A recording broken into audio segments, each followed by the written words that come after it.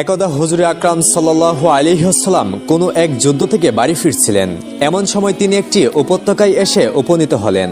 তখন তিনি সাহাবায়ে কেরামদেরকে লক্ষ্য করে বললেন, এটা কোন জায়গা? রাসূল সাল্লাল্লাহু আলাইহি ওয়াসাল্লামের এই প্রশ্নের জবাবে একজন সাহাবী বললেন, হে আল্লাহর রাসূল, এই জায়গাটিকে ওদি আরজাক বলা হয়। এখানে একটি কূপ আছে। বিগত 1000 বছর যাবত এই কূপের ধারে কাছেও কেউ গেছে না। হযরত সুলাইমান আলাইহিস সালামের কাছ থেকে পালিয়ে আসা কিছু জিন এখানে এসে তাদের আস্তানা গেড়েছে। তারা যখন সুলাইমান আলাইহিস সালামের কাছ থেকে পালিয়ে এসেছিল, তখন তারা ওয়াদা করেছিল কোনোভাবেই তারা তার বশ্যতা স্বীকার করবে না এবং তারা সর্বদাই আল্লাহ ও তার রাসূলের বিরুদ্ধাচরণ করবে। এই স্থানে নবী সুলাইমান আলাইহিস সালামের সৈন্যদের মাঝে ও জিনদের মাঝে একটি ভয়ানক যুদ্ধ হয়। সেই যুদ্ধে নবী সুলাইমান আলাইহিস সালামের 10,000 সৈন্যকে এই অবাধ্য জিনেরা হত্যা করেছিল। এখন তারা সেই ভয়ানক কূপ ও এর চারপাশে বিচরণ করে আছে।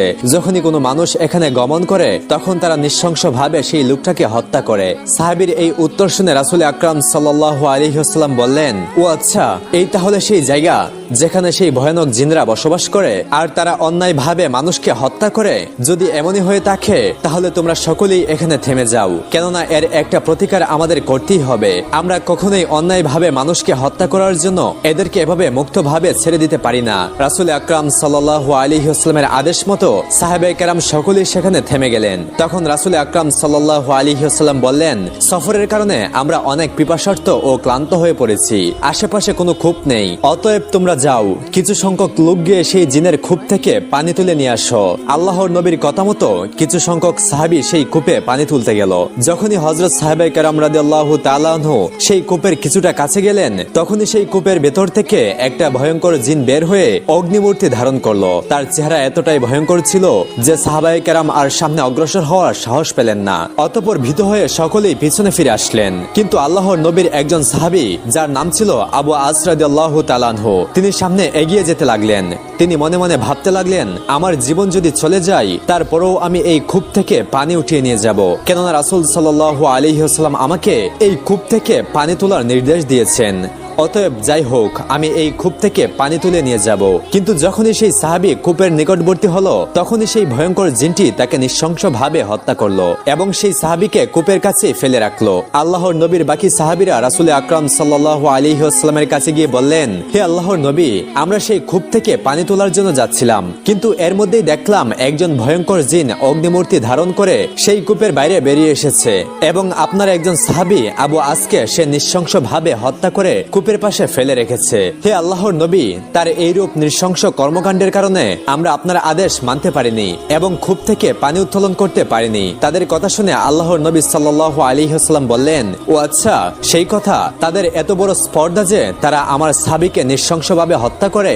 অতঃপর রাসূল সাল্লাল্লাহু আলাইহি ওয়াসাল্লাম সেই কূপের নিকট অন্য একটি দল প্রেরণ করার ইচ্ছে পোষণ করলেন। তিনি এমন ইচ্ছা পোষণ করেছেন, ইতিমধ্যেই হযরত জিবরাইল আলাইহিস সালাম আল্লাহ রাব্বুল আলামিনের পক্ষ থেকে ওহী নিয়ে আসলেন এবং তিনি আল্লাহর নবীকে বললেন, ইয়া রাসূলুল্লাহ, আপনি অন্য কোনো সাহাবীকে সেখানে প্রেরণ করার পরিবর্তে হযরত আলীর সাথে কিছু সংখ্যক সাহাবীকে প্রেরণ করুন, কেননা আপনি আলী রাদিয়াল্লাহু তাআলা আনহু ছাড়া যাকেই প্রেরণ করেন না কেন, সেই জিনেরা তাদেরকে হত্যা করবে আর একমাত্র শেরে খুদা আলীই পারবে সেই জিনদেরকে কাবু করতে। হযরত জিবরাইল আলাইহিস সালামের কাছ থেকে এই সংবাদ জানার পরে রাসূল আকরাম সাল্লাল্লাহু আলাইহি ওয়াসাল্লাম আলীকে ডাকলেন এবং তিনি বললেন, হে আলী, এই উপত্যকার অনতি দূরেই একটি কূপ রয়েছে। সেই কূপে সুলাইমান আলাইহিস সালামের কাছ থেকে পালিয়ে আসা কিছু অবাধ্য জিন রয়েছে, যারা ইতিপূর্বেই তোমার ভাই আবু আসকে হত্যা করেছে।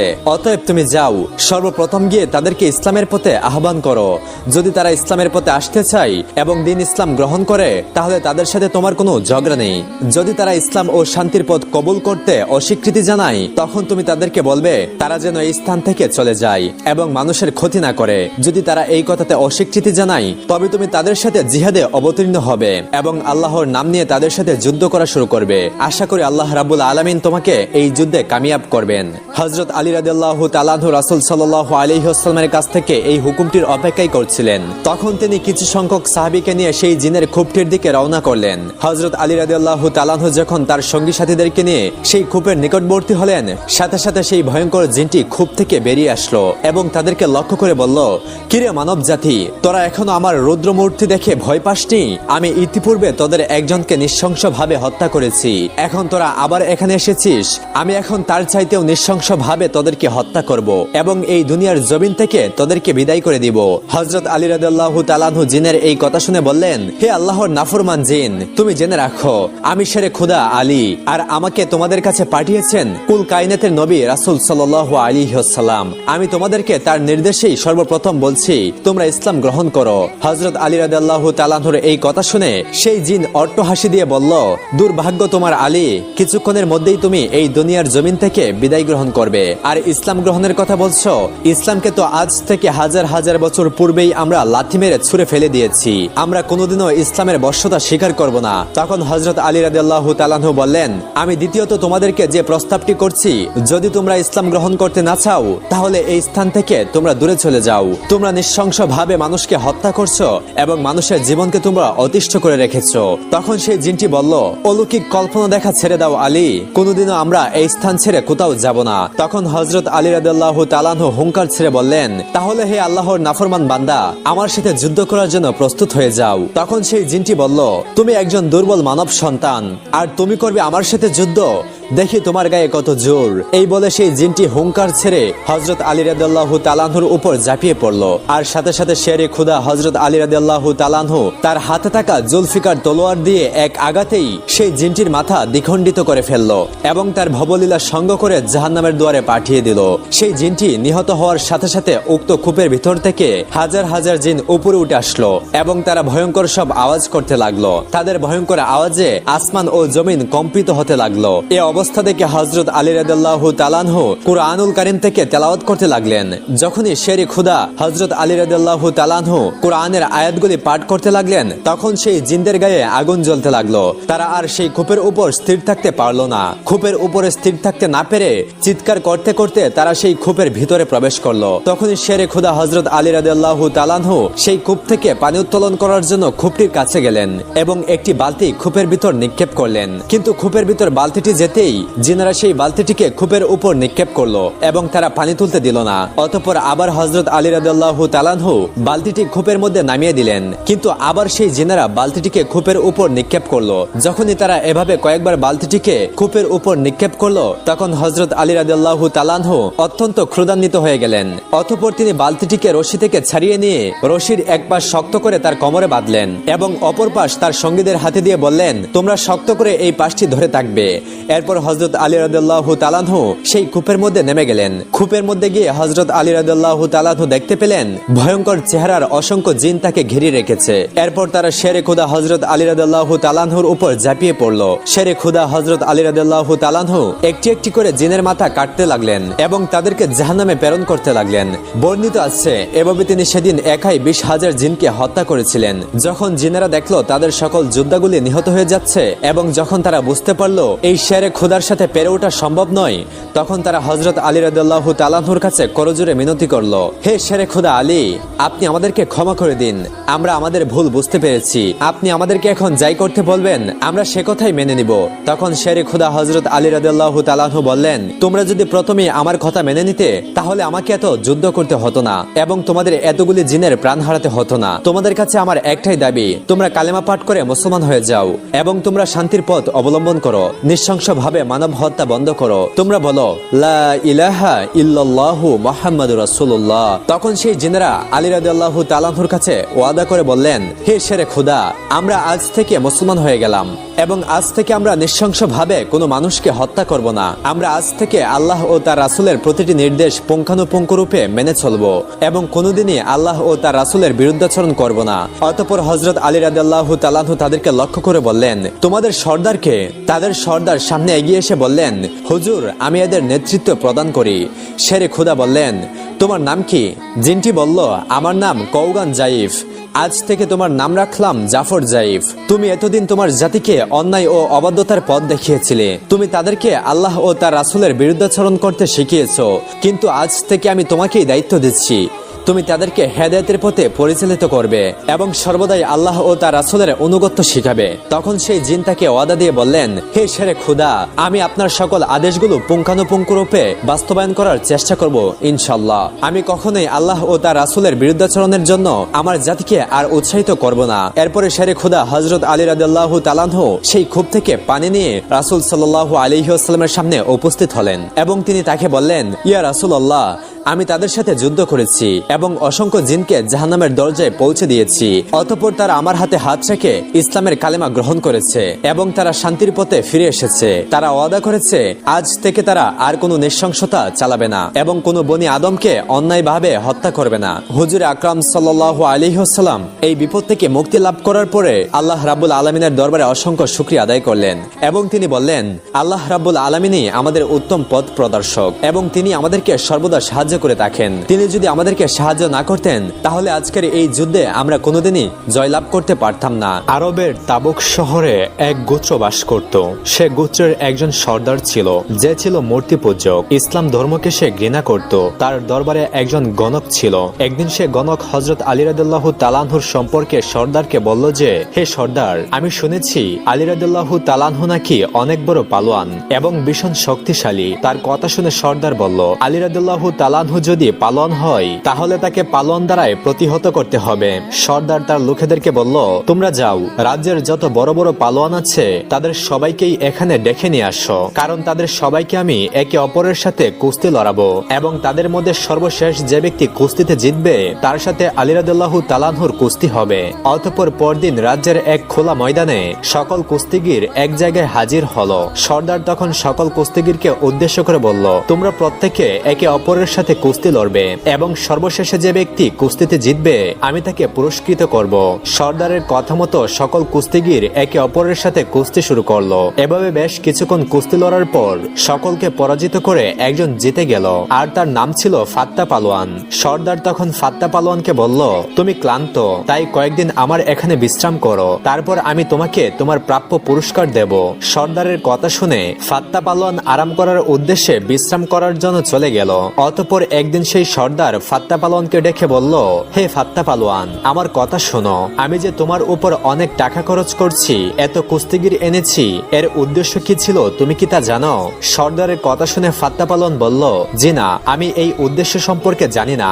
সর্দার তখন বলল, তাহলে শোনো, আমি নিজের জন্য কোনো পালোয়ান রাখতে চাই না, বরং আমি একজন মানুষকে খুবই ঘৃণা করি, কিন্তু সে কুস্তিগিরে ভীষণ বিখ্যাত। তার নাম হলো হযরত আলী রাদিয়াল্লাহু তাআলা আনহু। তাই তুমি তার সঙ্গে লড়াই করে তাকে হত্যা করে তার মাথাকে আমার কাছে নিয়ে আসো। যদি তুমি এমনটি করতে পারো তাহলে আমি তোমার সাথে আমার মেয়েকে বিয়ে দিয়ে দেব এবং সেই সঙ্গে আমার রাজ্যের অর্ধেক অংশ তোমাকে দিয়ে দেব, কারণ তখন আমার গর্ব হবে যে তুমি আমার মেয়ের জামাই যে আলীকে হারিয়েছে। এরপর ফাত্তা পালোয়ান 4-5 জন কুস্তিগির সাথে নিয়ে মদিনার উদ্দেশ্যে রওনা হয়ে গেল। অতঃপর বেশ কয়েকদিন পথ চলার পর তারা যখন মদিনার সীমানায় পৌঁছালো তখন প্রায় সন্ধ্যা হয়ে গিয়েছিল। তাই রাত্রি জাগরণের জন্য তারা সেখানে নিজেদের তাঁবু ফেতে বিশ্রাম করতে লাগলো। অতঃপর পরদিন ভোরে ফজরের ওয়াক্তের সময় ফাত্তা পালোয়ান এবং তার লোকেরা যখন তাঁবুর বাহিরে এলো তখন তারা দেখলো যে এক যুবক এই রাস্তা দিয়ে কোথায় যাচ্ছে। তার হাতে ছিল একটি বেলচা ও রাম্বা। তাদের একজন বলল, চলুন আমরা তার কাছে গিয়ে জিজ্ঞাসা করি আলী রাদিয়াল্লাহু তাআলা আনহু কে এবং তাকে কোথায় পাওয়া যাবে। এরপর তারা সে ব্যক্তিকে বলল, এই যুবক, এদিকে আসো। তাদের কথা শুনে যুবক বলল, কাজ আপনাদের আছে, তাই আপনি এদিকে আসুন। অতঃপর ফাত্তা পালোয়ান ও তার লোকেরা তার কাছে এসে বলল, হে যুবক, আমরা এই শহরে নতুন এসেছি একজন ব্যক্তিকে খুঁজতে এবং তার সম্পর্কে কিছু জানতে। তখন সে যুবক বলল, কি জানতে চান, আমাকে জিজ্ঞাসা করুন। তখন একজন পালোয়ান জিজ্ঞাসা করলো, আমরা যার সঙ্গে দেখা করতে চাই তার নাম হলো আলী ইবনে আবু তালিব। তখন ওই যুবক জিজ্ঞাসা করলেন, আপনি কি আগে কখনো তার সঙ্গে দেখা করেছেন? সে বলল, না। তিনি আবারও বললেন, আপনি কি কখনো তাকে দেখেছেন? সে বলল, না। তিনি আবারও বললেন, কখনো কি তার কণ্ঠস্বর শুনেছেন? তারা বলল, না। অতঃপর তিনি বললেন, আলীর সাথে তোমাদের কি কাজ? তখন ফাত্তা পালোয়ান বলল, আমরা তার সঙ্গে কুস্তি লড়তে চাই। ওই যুবক তখন বলল, কোনো কারণ ছাড়াই কেন তোমরা তার সঙ্গে কুস্তি লড়বে? তখন ফাত্তা পালোয়ান বলল, আমরা এই কাজের জন্য টাকা নিয়েছি এবং তার সাথে লড়াই করলে আমি অনেক বড় পুরস্কার পাবো এবং আমি একটি মেয়েকে পাবো যাকে আমি পছন্দ করব। অতঃপর ওই ব্যক্তি বলল, ঠিক আছে, তুমি আগে আমার সঙ্গে লড়াই করো, যদি জিতে যাও তাহলে আলীর সঙ্গে লড়াই করে নিও, কারণ আলীর ঠিকানা এই সময় আমি ছাড়া আর কেউ জানে না, আর এটা শুধু আমি নিজেই জানি যে আলী এখন কোথায় আছে। আসলে ওই ব্যক্তিটি ছিল আমিরুল মুমিনিন ইমাম আলী ইবনে আবু তালিব। তার কথা শুনে ফাত্তা পালন বলল, ঠিক আছে, তবে তুমি কোন হাতিয়ার দিয়ে লড়াই করতে চাও? তার কথা শুনে হযরত আলী বললেন, যেটা তোমার ইচ্ছা। তখন ফাত্তা পালন বলল, সেটি ঠিক আছে, কিন্তু আপনার কাছে তো কোনো তলোয়ার নেই। তখন হযরত আলী বললেন, তোমার কাছে তলোয়ার আছে আর আমার কাছে আছে বেলছা, তাই তুমি তলোয়ার দিয়ে লড়ো আর আমি বেলছা দিয়ে লড়বো। আমার দিক থেকে এই বেলছাই তোমার তলোয়ারের সঙ্গে লড়াই করবে। আলীর কথা শুনে ফাত্তা পালন বলল, তুমি তো অনেক সাহসী, আর যেখানে তুমি এত সাহসী সেখানে না জানি আলী ইবনে আবু তালিব কত সাহসী হবে। অতঃপর দুইজন লড়াই করার জন্য তৈরি হয়ে গেল। ফাত্তা পালন প্রথমে আঘাত করলো, তারপর দ্বিতীয়বারও আঘাত করলো, তারপর তৃতীয়বারও আবারও আঘাত করলো। ফাত্তা পালন একের পর এক আঘাত করেই চলল। অন্যদিকে হযরত আলী রাদিয়াল্লাহু তাআলা আনহু প্রতিটি আঘাতকে থামিয়ে গেলেন। আঘাত করতে করতে ফাত্তা থেমে গেল এবং সেখান থেকে সরে গেল।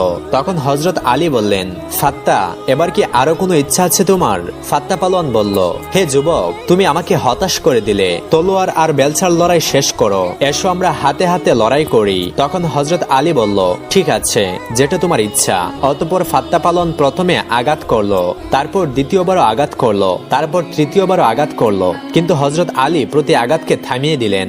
এভাবে লড়তে লড়তে ফাত্তা পালোয়ান হাঁপিয়ে গেল।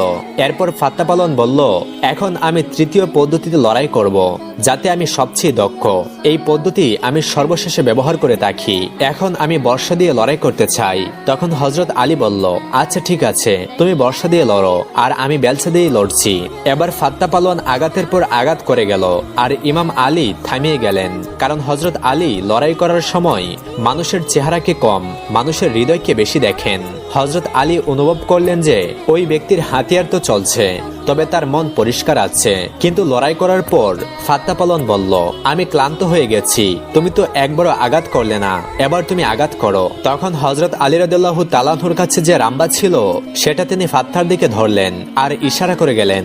আলী নিজের রাম্বাকে যত উপরে উঠাচ্ছিলেন, ফাত্তা পালোয়ানও রাম্বার সাথে সাথে তত উপরে উঠে যাচ্ছিল। এই দৃশ্য দেখে ফাত্তা পালোয়ান ঘাবড়ে গেল এবং তার বাকি লোকেরাও চিন্তায় পড়ে গেল। সবাই ভীষণ ভয় পেয়ে গেল যে এখানে কি হচ্ছে। যদি এই ব্যক্তির মধ্যে এমন শক্তি থাকে তাহলে হযরত আলীর মধ্যে না জানি কত শক্তি হবে।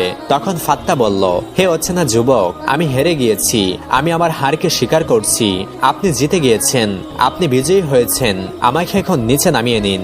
অতঃপর ইমাম আলী তাকে নিচে নামিয়ে দিলেন আর নিজের বেলছা ও রাম্বা পাশে রাখলেন। তারপর বললেন, এখন বলো ফাত্তা, কি বলতে চাও? তখন ফাত্তা পালোয়ান বলল, হে অচেনা যুবক, যে উদ্দেশ্যে আমি এসেছিলাম তা তো পূরণ হবার নয়। এখন আপনি আমাকে বলুন, আপনি কে? মাওলা আলী বললেন, যে আলীকে তুমি খুঁজে বেড়াচ্ছ আমি সেই আলী ইবনে আবু তালিব। ফাত্তা পালোয়ান যখন এই কথা শুনলো তখন সে কাঁদতে শুরু করলো, ভয়ে ভীত হয়ে গেল। ইমাম আলী জিজ্ঞাসা করলেন, হে ফাত্তা, তুমি কাঁদছো কেন? সে বলল, হে মাওলা আলী, অনেক আশা নিয়ে এসেছিলাম, অনেক বড় পুরস্কার পাবো, আর যে নারীকে আমি ভালোবাসবো তাকেও পেয়ে যাব। তার কথা শুনে হযরত আলী তখন বলতে লাগলেন, তুমি কার দোয়ারে এসেছো জানো? যে দোয়ার থেকে আজ পর্যন্ত কেউ কালি হাতে ফিরে যায়নি। তখন ফাত্তা বলল, হে আলী ইবনে আবু তালিব, যদি শুধু পুরস্কারের কথা হতো তাহলে আমি আপনার কাছ থেকে চেয়ে নিতাম, কিন্তু আসল কথা হলো আপনার মাথা। আমি তো আপনার গর্দানকে নিতে এসেছিলাম। তখন হযরত আলী বললেন, মাথার কথা হয়েছে তো কি হয়েছে, গর্দান যেটা আলীর কাছে আছে নাও, নিজের তলোয়ারকে বের করো আর আলীর মাথাকে নিয়ে যাও আর নিজের উদ্দেশ্য পূর্ণ করো। তখন ফাত্তা বলল, হে আলী, এত সময় পর একজন নেতাকে পেয়েছি, এতদিন পর কোনো মানুষকে পেলাম, এতদিন পর কোনো পথ দেখানো ব্যক্তিকে পেয়েছি, আপনার মাথাকে আমি একজন নারীর জন্য কেটে নেব? এটা কখনোই হতে পারে না। হে আলী, আমি এসেছিলাম আপনাকে হত্যা করতে, আপনাকে হারাতে, কিন্তু আমি নিজেই নিহত হয়ে গেছি, আমি নিজেই হেরে গিয়েছি। আপনি আমাকে কালেমা পড়ান, আমি মুসলমান হতে চাই। অতঃপর হযরত আলী কালেমা পড়ালেন আর বললেন, প্রথমে তো তোমার নাম ছিল ফাত্তা, এখন কি রাখবো?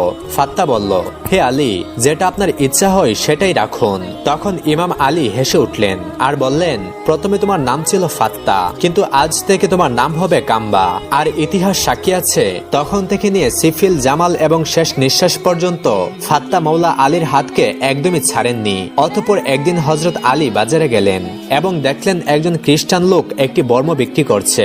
হযরত আলী বর্মটি দেখে চিনে ফেললেন এবং তৎক্ষণাৎ তার কাছে গিয়ে বললেন, এটা তো আমার বর্ম।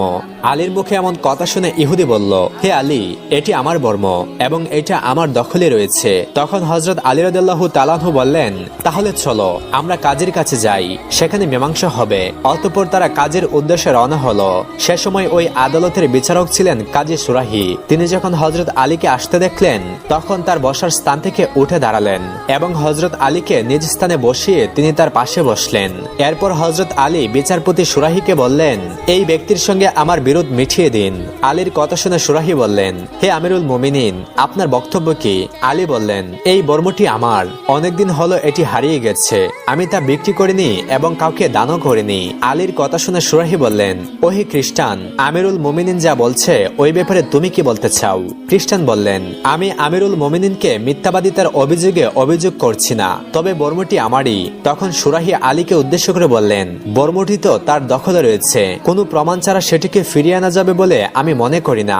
আপনার কাছে কোনো প্রমাণ আছে কি? সুরাহির কথা শুনে আলী হেসে ফেললেন এবং বললেন, সুরাহি ঠিকই বলেছে, আমার কাছে তো কোনো প্রমাণ নেই। তখন সুরাহি খ্রিস্টানের পক্ষে রায় দিলেন এবং সেই খ্রিস্টান বর্মটি নিয়ে রওনা হলেন। খ্রিস্টান লোকটি কিছু দূর গিয়ে আবার ফিরে এলো এবং বলল, আমি সাক্ষ্য দিচ্ছি যে এটাই নবীদের বিধান ও শিক্ষা। আমিরুল মুমিনিন নিজের দাবি বিচারকের সামনে পেশ করেছেন আর বিচারক তার বিপক্ষে রায় দিয়েছেন। আল্লাহর কসম, হে আমিরুল মুমিনিন, এটা আপনারই বর্ম। আমি এটি আপনার কাছে বিক্রি করেছিলাম, পরে তা আপনার উটের উপর থেকে ছিটকে পড়ে গিয়েছিল এবং আমি ওটা তুলে নেই। আমি সাক্ষ্য দিচ্ছি যে আল্লাহ ছাড়া কোনো মাবুদ নেই এবং হযরত মুহাম্মদ সাল্লাল্লাহু আলাইহি ওয়াসাল্লাম আল্লাহর রাসূল। তখন আলী রাদিয়াল্লাহু তাআলা আনহু বললেন, তুমি যখন মুসলমান হয়ে গেলে তখন এই বর্মটি এখন থেকে তোমার। অতঃপর হযরত আলী রাদিয়াল্লাহু তাআলা আনহু তাকে ভালো দেখে একটি ঘোড়া উপহার দিলেন এবং তাতে চড়িয়ে তাকে বিদায় দিলেন। এই ঘটনা থেকে শিক্ষা হলো, ইসলাম ন্যায় বিচারের ধর্ম। ন্যায় বিচার মানবতাকে সমুন্নত করে। আল্লাহর আইনের সামনে রাজা প্রজা সবাই সমান। বিচারপতি নিয়োগ করতে হবে যোগ্য, মহৎ ও সৎ সাহসী দেখে। ইসলামিক খেলাফতে মুসলিম অমুসলিম সকল নাগরিকের অধিকার সমান। আল্লাহ সুবহানাহু ওয়া তাআলা মুসলিম উম্মাহকে সাহাবীদের জীবনী থেকে শিক্ষা গ্রহণ করার তৌফিক দান করুন। আমিন।